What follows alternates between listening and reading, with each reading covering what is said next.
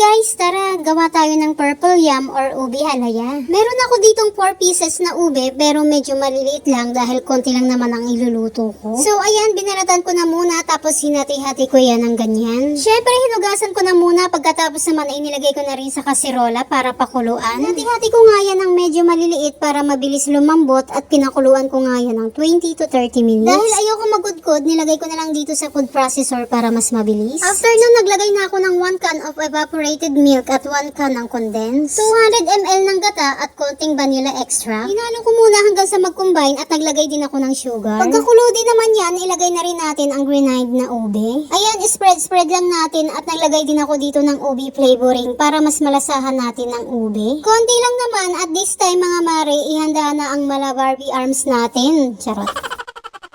Dahil wala tayo ditong gagawin kundi humalo ng humalo hanggang sa maging ganyan na ang textures niya. Kapag ganyan naman na din yan, yung parang hindi na dumidikit sa pan, pwede na nating lagyan ng margarine or butter. More halo pa hanggang sa mag-combine na nga ng mabuti. At kapag okay na, ayan, pwede na nating hanguin at ilagay sa lagayan na gusto natin. Mas masarap din pala ito kapag nilagyan ng cheese. So ayun lang, please do follow and share. Thank you!